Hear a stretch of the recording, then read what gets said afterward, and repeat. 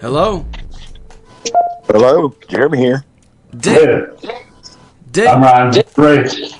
Dayglo Mourning, what the fuck is going on, man? Hey, what's up? What's up? How you guys doing, man? Can you hear me okay? Yes, Yeah, sir. you're fine. Hell yeah, dude. What the fuck, man? We just got done blasting Rise of Kronos. And I gotta tell you, man, that's a badass fucking track, dude. Oh, thank you, man. Appreciate Awesome. it. Thank you. Hell yeah, dude. So what the fuck, man? How the hell did you guys come up with that shit, man? I mean, I know you guys are always doing badass shit, but I mean, this track, this new album coming out, man. Tell us, dude, what's going on, dude? Yeah, Jeremy. I don't know, loaded question, right? Yeah, I mean, it's we, you know, like always, we put our heads together, and it's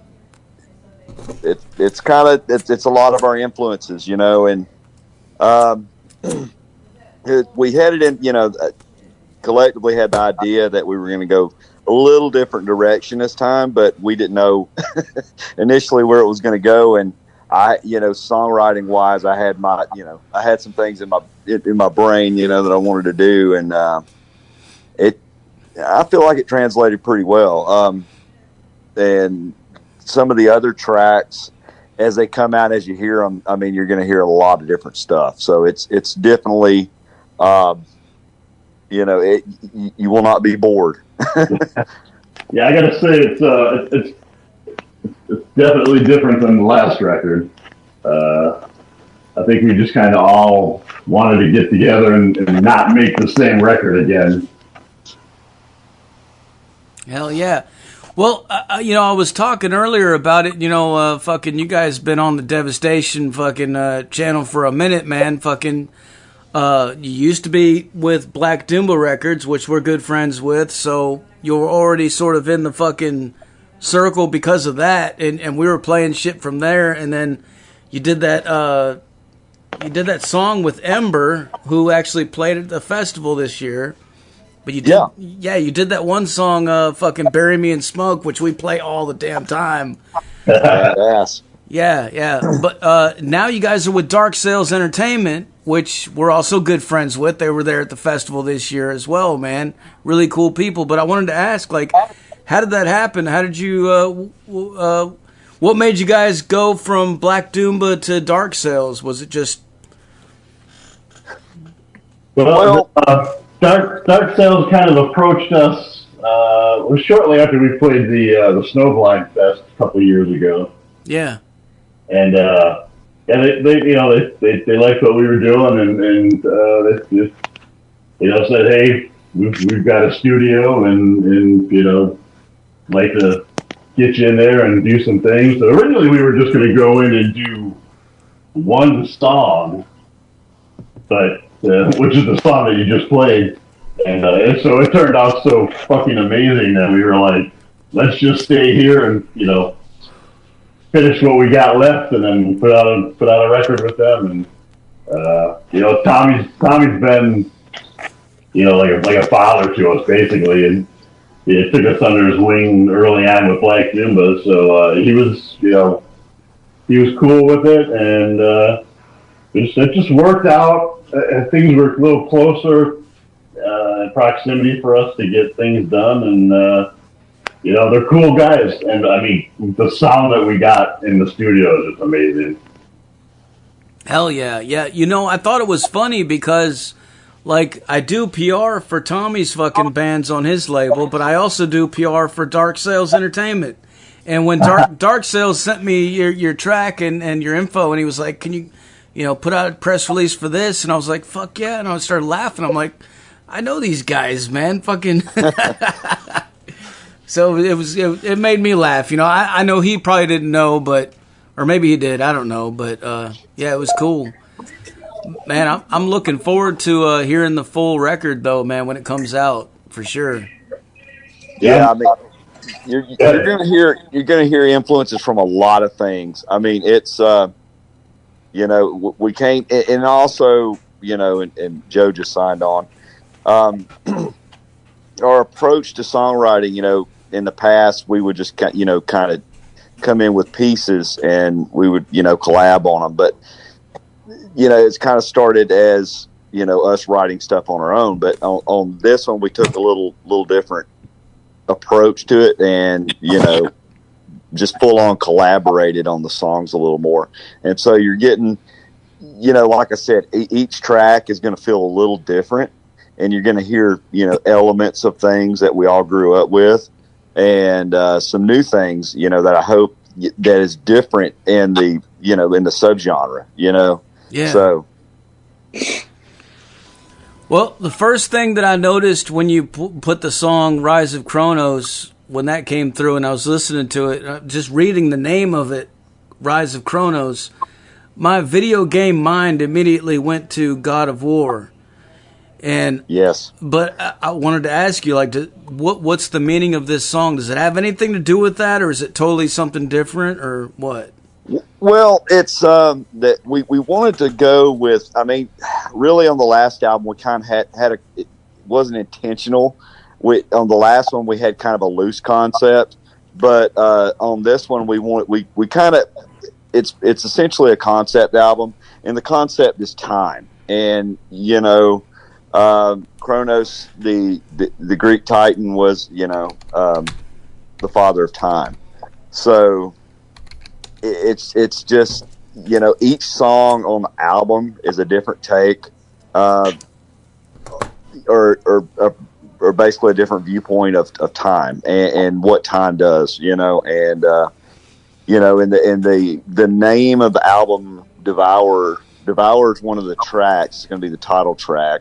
And it's kind of like, it kind of tells that time just kind of devours us all. So you wouldn't say that the whole album's not going to be like a Greek mythology fucking history lesson. It's just no. That was just one of the elements we threw out there. I got you, man. Cool. Well, the fucking album artwork for Devourer, dude. I'm looking at it right now, man. This shit is fucking sick as fuck, dude. Like, what the fuck, man? Who did this?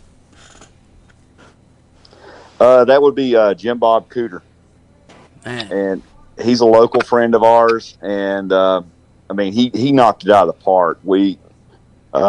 Joe had sent him over. Basically, we kind of hit him threw him out the concept of what we had on our mind, or some ideas. Mm-hmm. And then we sent him the full rundown of the tracks and the lyrics for all of the songs.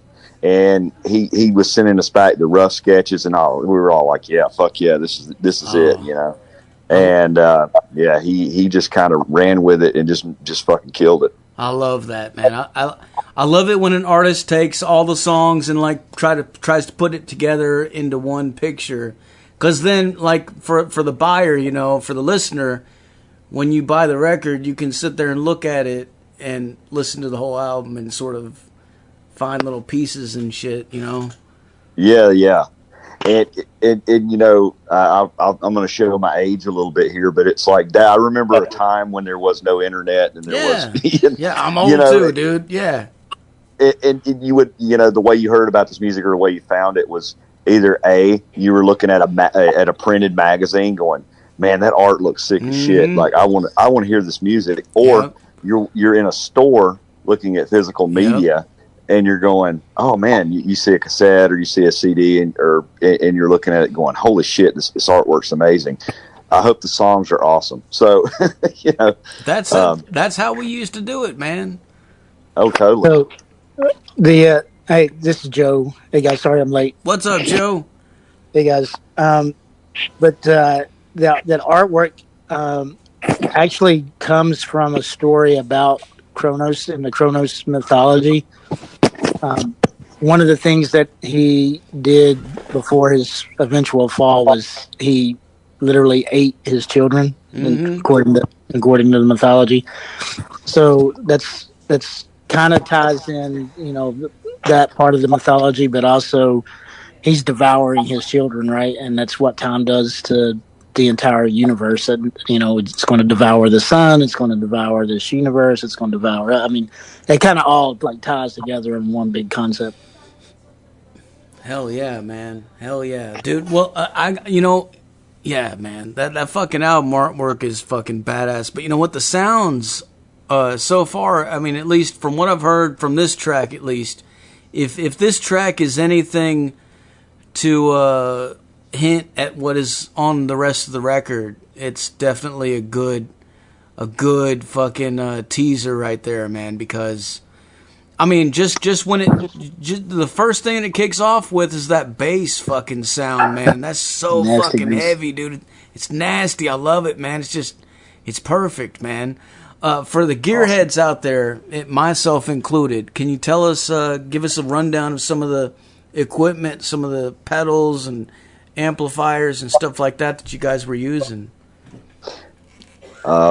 I guess I'll start there since we started with the open and bass thing. Basically, my gear in the studio that sound you're hearing there, it's my old Mad Amp Green GT200, and I'm running it through a golly, I'm brain dead. I've been using this pedal for so many years, but it's a Idiot Box blower box, and that thing is just nasty. And that track, that I want to say that's one of my Rickenbacker basses. Hell yeah! Kind of modded up, so hell yeah. And Joe's got an interesting guitar rig on all of the album. That's yeah. So I've got I used a Varellin Yeti, which is basically a 180 watt version of a Meat Smoke, or 160 watt version of a Varellin Meat Smoke. It's got the same preamp as a Meat Smoke, but it's only 160, 180 watts for Meat Smoke. Wait a second. Yeah. What the fuck is that shit, dude? I've never even heard of that shit, man. Fucking, you making me think about some barbecue, dude. Fucking Meat Smoker, man. That must be a hot amp, dude. You can put a fucking stack of ribs on that bitch. Yeah. A Meat Smoke is a 300 watt bass powerhouse. It is ridiculous. Yeah. That's so. This is like the little step brother of the Meat Smoke. But it's still somewhere between 168, 180 watts, and I use it for guitar, and then I also use a 200 watt Blackhawk Loki. It's a 2-channel head from Brooks Blackhawk, and they both have pretty unique and very recognizable tones to them. If you've ever listened to them. And then for the cab, I actually used a cab that Jeremy built for me. It's a 6x12. It's a 6x12 cab, but each side of the cab is chambered and is its own section. So one side is 3 Weber Silver Wolves, and the other side is 3 Weber Gray Wolves. And independently they sound okay, but when you put those two speakers together running through those 2 amps, it sounds pretty badass. Hell yeah, man, dude, fuck. Yeah, we got some serious gear. That's funny, man. That's cool, dude. Fucking me and Raven are always talking about bands and genres and stuff like that, and I'm always telling her, I'm like, when you see a band come on stage and they bring the orange amps on, you kind of got an idea where they're going. But then when you see the green amp on there, it's gonna be even more fucking. That's serious doom. But now you done added another one to the mix, man. Because now I'm gonna be like, what if you see a fucking Meat Smoker on that motherfucker? It's a whole different level, man. Yeah, but that's cool, dude. I love fucking all that shit, man. I love, I love playing around with different stuff, man, and always tuning and toning and all that shit, man. What kind of string gauges and stuff are you guys using, man? So it's custom. We're tuned down to A. So drop A. So I've got a custom set of strings. I don't buy a pack. I buy there's different gauges. But basically it's like a heavy baritone gauge setup for a short scale 6 string. Yeah.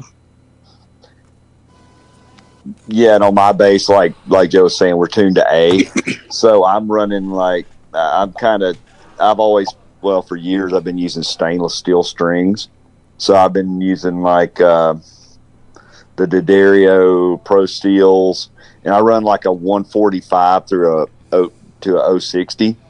So it's a pretty beefy bass string. I mean, it's people go, well, you know, a 5-string does this. I'm like, yeah, I'm playing a 4-string and I'm running bigger strings than what you're running on that 5. So it's pretty stout. It's pretty nasty. It's like playing bridge cables. Yeah, So, it's like you got to make up for it. If you're only playing with 4, you got to make them even more heavy, dude. that's right, man.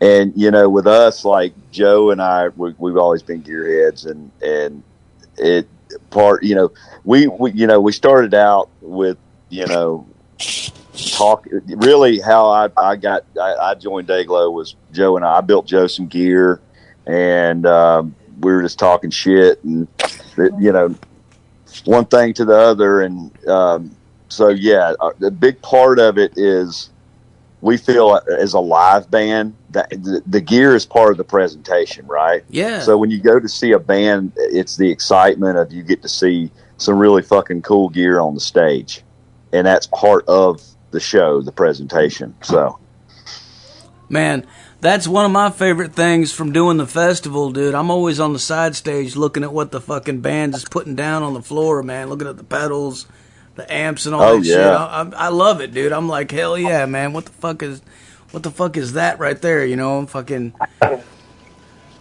Yeah, everything about my rig for this album and the shows that we're doing right now is completely custom. The Rellen's a one-off. The Black Hawk Loki's a one-off. And the Silver V that I play is a one-off built by Jeremy. I mean, it's all, the speaker cabinet is a one-off built by Jeremy. Hell yeah, man. Well, another thing I wanted to ask you guys about was that track that you guys did with Ember, the cover of Bury Me in Smoke. How did that come about, man? Oh, that was fun. oh yeah. You guys killed it on that, man. Thank you. I mean, it was. I think it started out with Joe and Eric, kind of like, you know, back and forth on it a little bit, and then we all, you know, had the conversation, and we went into it. If memory serves me correctly, we went into Lead Belly and laid it all down in a day. We did a couple of rehearsals with them over in Birmingham. So yeah, it was a cool thing. I mean, it was a lot of fun. I mean, that, as far as a recording session, was all about us just, you know, having a good time. So that's, you know, and they're good friends of ours and just cool people and good people. So it just, you know, awesome. I think our rehearsals with that song with Ember actually caused a change in style a little bit for Ember's later writings, or at least with Crystal vocally, because she was always more of like a, you know, just a pure vocalist, you know, really brilliant, you know, highs and just a, you know, great, you know, like Windhand type vocalist. And while we were rehearsing that song, we got to this point where I was like, we need to do a breakdown right here. We don't want to do the, you know, because we already down tuned it a little bit. We slowed the tempo down a little bit. I was like, let's do a breakdown, like just really get heavy right here. And the vocal part that she was doing coming out of the guitar solo, I said, can you just like scream it like ah? And she had never done it before, and the very first run at it, she absolutely killed it. And then we're like, holy shit, you never done that before? And she's like, no. It's like, yeah, you got to do that. So now when they write, she'll like mix that into what she does vocally, and I think it's awesome. That's cool as hell, man. Yeah, you know what? After seeing them live, like being right in front of the stage and watching them perform and hearing her sing, man, some of my favorite parts of what they were doing was that kind of stuff. You know, when she would get down there and get dirty and just scream some shit, I'm like, fuck. But like, but you know, but of course it's like it's the dynamics, you know, because they go from she's going from those high, you know, clean singing thing into that. And so sometimes, you know, if all you're doing is just that, you know, it's not as impactful. But I think it's exactly. It's definitely more of an impact whenever you have that dynamic of going back and forth. Hey, there was a lot of people that were definitely tripping out on that and really liking it, man. I still get every time I hear her coming out of that guitar solo into that breakdown, and she starts screaming. It still gives me cold chills every time I hear her. Yeah, man. Yeah, and to watch her work in the studio is just like we're sitting there, and you can watch like the frequency response graph, and she can sing the same part twice, and it's like dead on. You can see it on the waveform. The waveforms are the same. It's like, holy shit. And I'm going, there is no fucking way that I could do that. I mean, just no way. She's a machine, man. Yeah, totally. Have you guys ever toured together? We've done quite, a few shows together. We've done a few on the road. I wouldn't say we've toured together, but we've played out in, South Carolina and stuff and different places. Yeah, that would be a fucking bill right there, man. That would be cool. Totally. Yeah, we love playing with those guys. We just played with them recently in Gainesville. Yeah, with Tommy. It was Tommy and Ember and us. Yeah, I remember seeing that. Hell yeah. That was fun. So what's coming next for you guys, man? What do you guys have in the plans besides this new record? When's this new record coming out, by the way? Do you know? No idea. So we just got the masters from the sound engineer last week or this week. So we have all the tracks finally.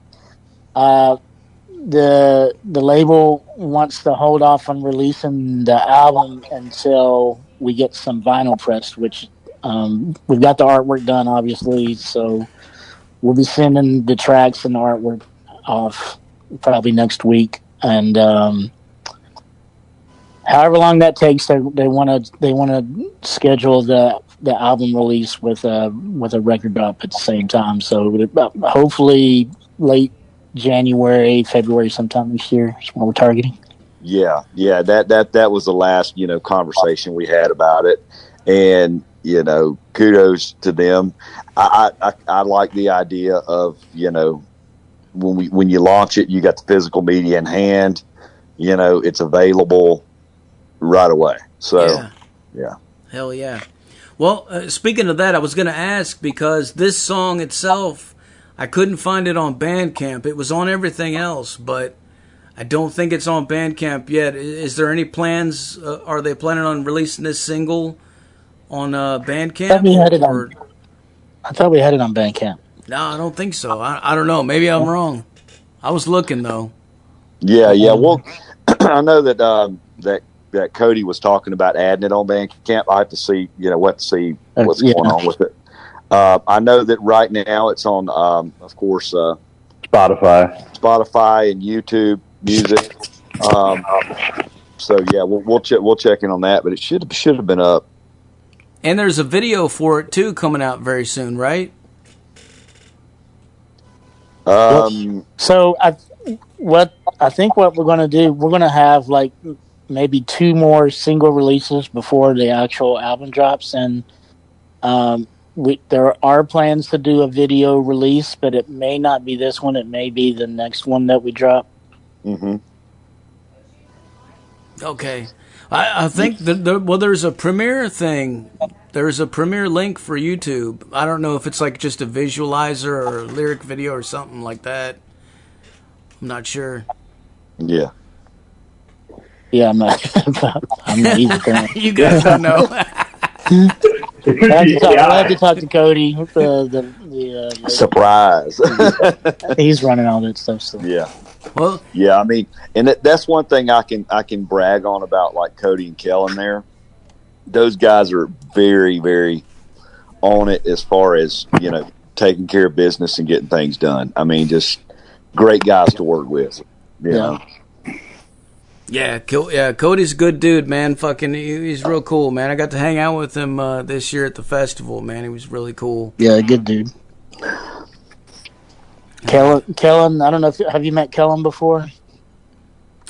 His partner. He might have been there. I might have met. There were so many people, dude, but I just remember Cody. He's the other partner on Cody's partner on Dark Sales, and he's the engineer who recorded the album, and man, he put me through the paces. He really got it all out of me. I didn't have anything else to give. Yeah, I mean, and he's one of those guys. He can, sometimes, my opinion, it's good to have another set of ears there, that where somebody that can hear something and go, hey man, why don't you try this, or why don't you try that, kind of a producer role. Yeah. And because they can hear something that you don't, or they can kind of get you out of your comfort zone a little bit. Definitely. And you find something else that you didn't know you had. So there you go. Yeah, I definitely think that's a really important thing. And now that you mention it, that's probably one of the things that is missing with a lot of newer bands in this newer modern age, because so many people are able to record things at home and just do it themselves, which is cool in its own right, but at the same time, a lot of times they miss on having that producer or that person in the room to just yell at them, and be like, hey, do this fucking again, do it, try this or try that. Because sometimes that can really help, and that can, all the records that we grew up listening to, all of us older fuckers, man, fucking, that's how that shit was made, like it wasn't, the bands definitely didn't just go in the studio and just do whatever they wanted, like it was definitely, it was a group effort, there was other people involved that we often didn't see, or until we read about it later on, Right. There was no cut and paste. You had to do it and do it right. Yeah. Fucking analog tape days, man. And the approach, I will say this, the approach to making this record was more surgical than the last one. The last one, the Dead Star album is all live takes. I mean, and I'll always, go back to this. If you ever wanted to hear us in the raw, that's it. It's 100% raw. There's no, but no, this one we went with more of a surgical approach where, we had an idea in our head, and we knew, the type of production we wanted to get on this. So that was the only way we were going to be able to do it. Hell yeah. Well, take us back to the very beginnings, man. What were some of the influences and shit that got you guys started when you were young? Like, what got you into music to play in the first place, man? I was 6 years old, and I was watching some TV show with my family, and one of those old variety shows back in the 70s, and I saw Kiss come down this elevator and take the stage and play some song. It's probably lip sync. They probably weren't even really playing, but I saw Kiss do a performance on some variety show, and I instantly turned around and I told my mom and dad, that's what I want to do. Hell yeah. That's what I knew I wanted to play. Yeah, I'd say Kiss was probably my first introduction, but shortly after that, definitely Iron Maiden was a huge impact on me. For me, it started out, I was probably like 12, and I had grown up hearing various classic hard rock and stuff. I had an uncle that played guitar, and I'd go hang out at his house, and he would be playing stuff like Hendrix or some Black Sabbath or Deep Purple and things like that. And I always liked the stuff, and but I was like 12, and I was skateboarding with another kid, and we were out by his ramp, and he comes out with we had the old boom box from the 80s, late 80s, and he comes out and he goes, I got this tape for my brother, and check it out. So he throws this tape in, and we start listening to it, and it's Metallica, Ride the Lightning. and my mind was just blown. So, and I was instantly hooked. And then after that, I started finding like other like punk music and all this other stuff. So like my influences are pretty wide. And Joe and Ray will tell you, I come out with some crazy stuff sometimes that doesn't even fit anything. So it'll be like, is this a jazz piece? But yeah, that's just me. But no, that was my, and I always say that was like, Metallica was one of those bands where they have that, they're a good point, like, a point of entry band, like for young people, and even back guys our age, where you hear it that first time and it's like, okay, this is my entry band, the band that's gonna like hook me in. And you hear that and you listen to it for a while and you go, okay, this is cool as shit. I know this is out here. There's got to be something cool, and it's a rabbit hole. So yeah, man, that takes me back, dude. That reminds me of when I was like, I don't know, I was like 8 or 9 years old, and I was at the time, early 80s, I was real big into Motley Crue and Iron Maiden and all that shit, Kiss, whatever was playing on MTV and the radio back then, because that's all I had, But I remember getting the magazines. I would always get the Metal Edge and the Circus magazines, to read about them. And there was always these little ads in the back that would say Metallica, and it would be talking about this band Metallica, but I didn't know what they sounded like. And I didn't even know how you said the name. And it was funny because I was on a skateboard going down the street, and there was these older kids that were at the corner, and they were both wearing Metallica shirts. And I looked at them and I was like, hey, you guys like Metallica, huh? And they just fucking started laughing. They were like, what the fuck? But that's how I thought it was said, But then, I remember later on when And Justice for All came out, and they did that video for one, and it was on MTV. That changed my world, man. And I went out immediately, bought Kill 'Em All, Master of Puppets, Ride the Lightning, all that shit. Yeah. I just went into a rabbit hole, like you said, man. Fucking just on the search for the more heavy, and from all, from there, it's history from there, man. But totally. Yeah, dude. Fucking, but. And also to go back to what you were saying earlier, about going to the record stores and stuff like that, and just looking at album covers, because that was really an important thing back then. I can't tell you how many tapes I bought back then, just based on the album cover artwork alone. Just like the first time I even heard Ozzy was fucking the Speak of the Devil tape cassette. It was on sale at some record store, and I saw it, and, it had the picture of him on the front cover with the fucking blood out of his mouth and everything. I was like, what the fuck? And I already knew that, I remember the news and stuff, about him being, like, satanic and fucking all this crazy shit, So I immediately wanted to get it, but seeing it, holding it there, and it was on sale, I'm like, fuck it. Mom, can I get this? She's like, yeah.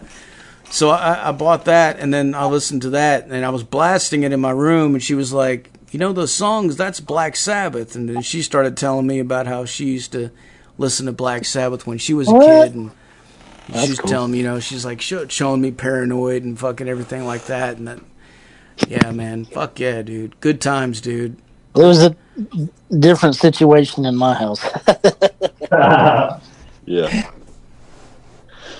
Yeah, I mean, that album cover thing, when you were talking about that, I was remembering, like, I knew it was like the Metallica thing, Gateway. Metallica, I always call it Gateway band. So then it segues into other things. So I'd heard about Slayer, right? So I go to like a store in the mall, and I'm looking at cassettes, and I saw Rain and Blood, And I saw that album artwork, and I'm going, Yeah. this is fucking nuts. This is just insane. This music has to be just great. So, And it is. and it is. It is. You go home and you listen to it, and it's like it fucking hits it right on the nail, man. Yeah, it's perfect.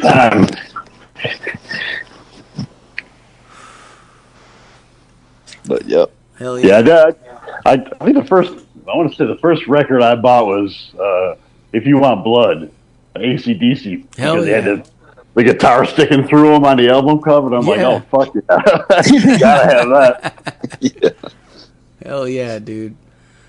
Hell yeah. Well, I'm glad you guys are carrying that fucking torch, man, because, bands, that album artwork is very important. It still is to this day. I think, actually, to be honest with you, I think it's very important, especially now in the modern times, because a lot of people are buying t-shirts and stuff like that. And so the imagery, the artwork is very important, man, because that's what's going to grab people from the start. Oh yeah. We definitely feel that way. I mean, it's always been an important part for us.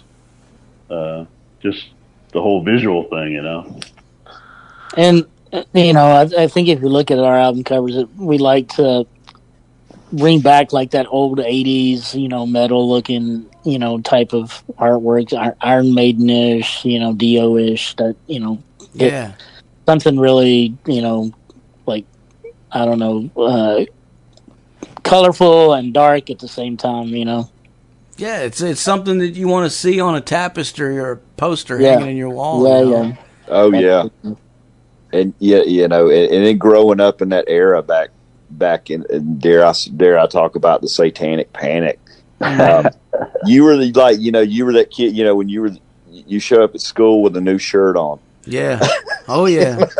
And oh man, you see that shirt he's wearing? So it's all part of the presentation. It's everything, and that's what I was having a conversation with somebody the other day, and I said it's part of what makes a band is one part is presentation, one part is performance, and then the other part is the members. And the members are all personalities, so that's what makes a band good and successful, in my opinion. Hell yeah. All right, well, I guess I'm about out of questions for you guys. Is there anything else you want to let the people know, man? We're going to be getting in a few shows before the album release. Again, hopefully sometime by early next year, early February. But there'll be some single releases, a video. There'll be some things dropping on our Bandcamps. At some point, we'll be sure to post about it. Just you can follow us on Facebook or Instagram, Dayglo Mourning, and we're pretty easy to find. And make sure it's going to be a fun year. Hopefully, maybe hitting the road and getting to a few more festivals next year. Yeah, and that's one thing we talked about, branching out a little more. I mean, we've hit the states around Georgia, but it's it's deciding where's next. So, fuck yeah, hell yeah. All right, well, before I let you guys go, can I get you to make us a station tag real quick? Sure. All right, whenever you're ready, say something like, "This is Dayglo Mourning, and you're listening to Metal Devastation Radio." Go ahead, Jeremy. That's on Jeremy. This is Jeremy from Dayglo Mourning, and you're listening to Metal Devastation Radio. Fuck yeah. All right, dudes. Well, thanks a lot for taking the time to talk to us, man. I really appreciate it. And what I'm going to do now is I'm going to blast some more Dayglo Mourning for these motherfuckers so they can go crazy, all right? Sweet. Appreciate it. Appreciate it, man. All right, we appreciate it, Zach. Thank you so much. Hey, anytime, brothers. We'll talk to you later, man. Take care. Take care.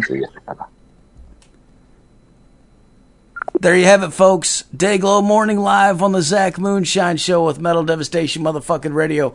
Like I said earlier, put your speakers in your windows, put them in your front lawns, Put them in your neighbor's driveway. Do whatever you got to do, man. If you don't see U-Haul trucks everywhere tomorrow, what the fuck are you doing, man? Crank it the fuck up loud as a fuck.